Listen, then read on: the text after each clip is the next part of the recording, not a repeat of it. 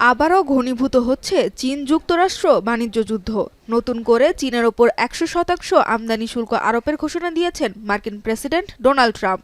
আগামী নভেম্বরের শুরু থেকে এই শুল্ক কার্যকর হবে। নিজের মালিকানাধীন সামাজিক মাধ্যম ট্রুথ সোশ্যালের এক পোস্টে ট্রাম্প এ ঘোষণা দেন। পোস্টে ট্রাম্প আরও বলেন, আগামী মাস থেকে চীনের তৈরি গুরুত্বপূর্ণ সফটওয়্যার সহ সকল পণ্যের ওপর বড় ধরনের নিয়ন্ত্রণ আরোপ করা হবে। এর আগে শুক্রবার ট্রুথ সোশ্যালের আরেক পোস্টে চীনের খনিজ পদার্থ রপ্তানিতে নতুন কঠোর নিয়মের সমালোচনা করেন ট্রাম্প। বলেন, চীন ক্রমশ শত্রুতাপূর্ণ আচরণ করছে। চলতি বছরের শুরুতে যুক্তরাষ্ট্র চীনের ওপর আমদানি শুল্ক আরোপ করলে চীন তাদের বিরল খনিজ পদার্থ রপ্তানি নিয়মে কিছু কঠোর পরিবর্তন আনে। এতেই বিপাকে পড়ে বেশ কিছু মার্কিন প্রতিষ্ঠান। চীনের বিরল খনিজ পদার্থ গাড়ি, স্মার্টফোন সহ বহু শিল্পপণ্য তৈরির অপরিহার্য উপাদান। চীনের কঠোর রপ্তানি নিয়ন্ত্রণের কারণে অনেক মার্কিন কোম্পানির সরবরাহ সংকটে পড়ে। এমনকি ফোর্ড মোটর কোম্পানিকেও অস্থায়ীভাবে উৎপাদন বন্ধ রাখতে হয়।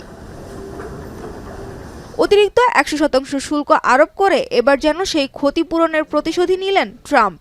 শুল্ক আরোপের পাশাপাশি চীনের প্রেসিডেন্ট শি জিনপিং এর সাথে চলতি মাসের শেষে দক্ষিণ কোরিয়ায় অনুষ্ঠিত হতে যাওয়া বৈঠক বাতিলের কথাও বলেছিলেন তিনি।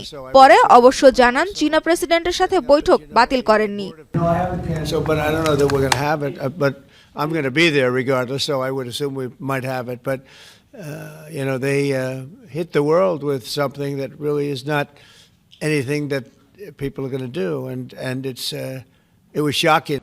চলতি বছরের শুরুতে পাল্টাপাল্টি শুল্ক আরোপের পর একাধিক বৈঠকের মাধ্যমে শুল্ক কমিয়ে আনার ব্যাপারে রাজি হয় দুই দেশ।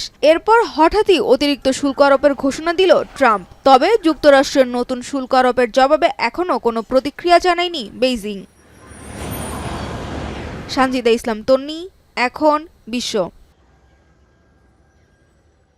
4 গুণ শক্তিশালী এনজাইম ও অধিক ফেনা সমৃদ্ধ অরিক সিলভার ওয়াশ মাত্র 70 টাকায়।